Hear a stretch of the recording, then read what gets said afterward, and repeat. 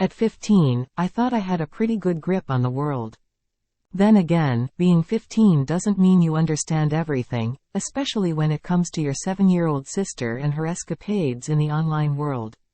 It all started when she came bounding into my room, her eyes wide with a mixture of indignation and confusion. "I got banned from Roblox," she exclaimed, her voice pitched with disbelief. I raised an eyebrow, putting down my book. "Again? What did you do this time?" Her bottom lip jutted out in a pout. "I didn't do anything wrong." "Well, not really." I sighed, knowing this was going to be interesting. "Okay, spill it. What happened?" With a huff, she flopped onto my bed. "Well, I was playing this game, and some people were being mean to me. So, I told them I would kill them." I blinked, trying to process what I just heard. "You told them you would kill them?" She nodded, her expression serious. "Yeah, but I was just playing. I didn't mean it for real." I couldn't help but shake my head. "You know you can't say stuff like that, even in a game. It's not okay." She frowned, kicking her feet against the bed frame. "But they were being mean to me. They deserved it." I sighed, rubbing my temples. Dealing with her antics was like navigating a minefield sometimes. "Listen, I get that they were mean, but you can't threaten people like that. It's not right." Her shoulders slumped, and she nodded, understanding dawning in her eyes. "I guess you're right. But it's just a game, you know?" I nodded, trying to hide my frustration. "Yeah, I know. But words have consequences, even in games." Her ban lasted only a day, but it left me with a nagging worry. What if this behavior started spilling over into real life? What if she started threatening people at school because she was upset with them?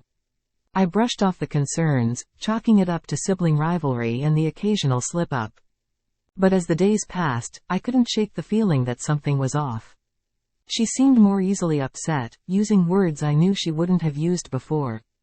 It was subtle, but it was there, like a shadow creeping into her sunny disposition.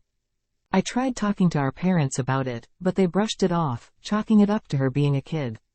But I couldn't shake the feeling that there was something more going on, something deeper. Maybe she picked it up from her father, who had a bit of a temper, or maybe it was something she saw online.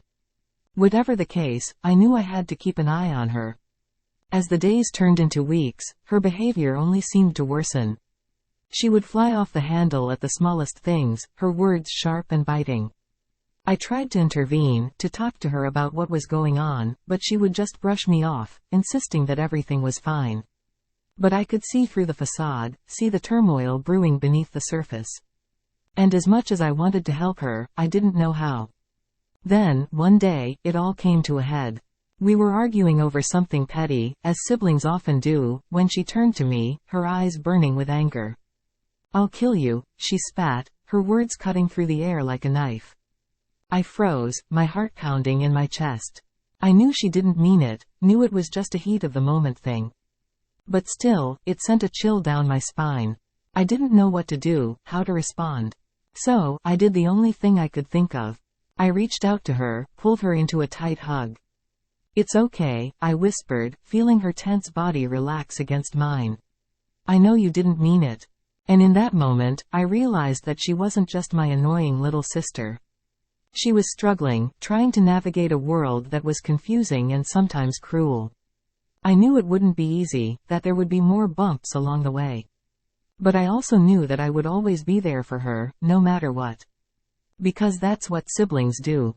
They stand by each other, through the good times and the bad, helping each other find their way in a world that often seems determined to knock them down.